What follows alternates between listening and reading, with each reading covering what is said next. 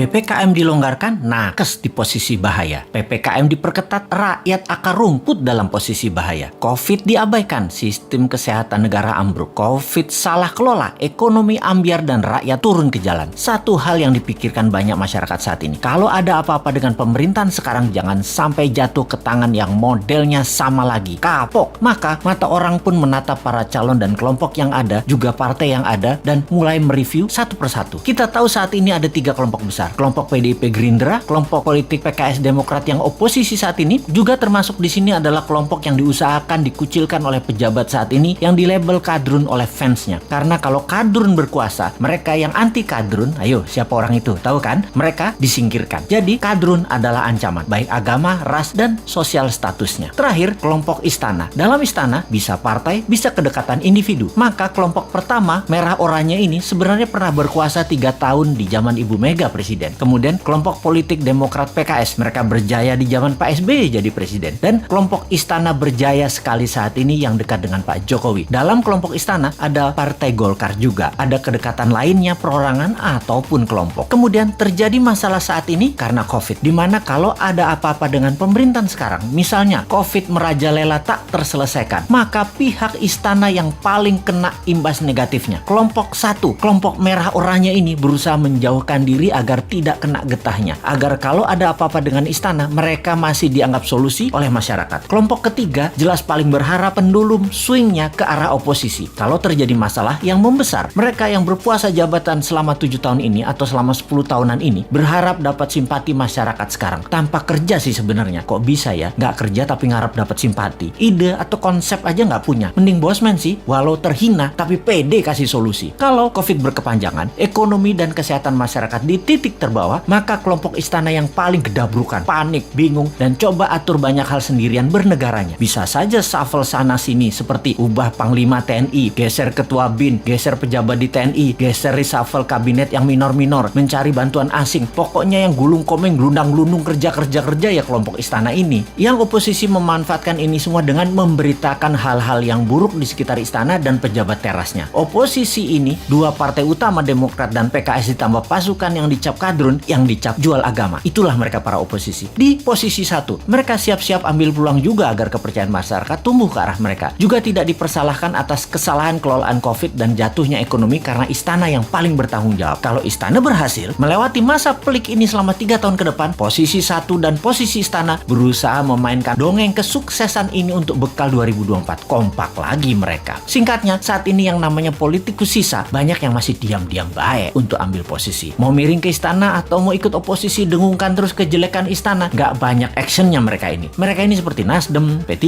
PAN, PKB, Hanura. Partai-partai miring ke istana ini juga terasa sekali mereka lagi ambil jarak dengan istana sekarang. Deket enggak, jauh enggak, bantu enggak, ngerecokin dikit palingan. Inilah peta saat ini kalau kita persingkat. Nah, kita sekarang ke depan bagaimana? Kita sekali lagi ingatkan, 3 posisi tadi yaitu kelompok pertama merah oranye, kelompok istana, dan kelompok oposisi. Ini petanya kita tarik ke belakang. Kita lihat 20 tahun terakhir ini. 3 tahun Ibu Mega, 10 tahun Pak SBY, 7 tahun istana saat ini. Total 20 tahun. Kemudian kita list daftar calon pemimpin 2024. Para calon yang ada saat ini adalah datang dari ketiga genre politik yang ada. Sebutkanlah satu persatu. Pasti mengacu ke salah satu kelompok. Misalnya Pak Prabowo masuk kemana? Sudah tahu kan? Pak Erik misalnya masuk kemana? Pak Ganjar, Pak Anies, Pak Ridwan Kamil masuk kemana? Jelas ya? Ini pertanyaan new mind sekarang. Apakah dalam 20 tahun terakhir negara Indonesia jadi negara superpower? Apakah Indonesia jadi negara yang ditakuti dan disegani di sekitar kawasan? Apakah Indonesia jadi negara tidak impor lagi dan menjadi negara produsen kelas dunia? Apakah pendidikan Indonesia terbaik di dunia saat ini? Apakah sumber daya alam Indonesia masih utuh atau sudah mulai habis tanpa membuat Indonesia jadi kaya? Bener nggak? Pertanyaannya sekali lagi, yakin masih mau sama mereka yang model kelolaan negaranya pasti sama seperti dalam 20 tahun terakhir ini? Yakin masih memilih orang yang di etalase itu semua? Berani nggak ambil yang baru, yang beda, yang timnya kuat di dalam dan di luar negeri, yang bukan genre bernegara ala 3 kelompok yang berkuasa, yang akan menyatukan semuanya di bawah kekuatan yang baru?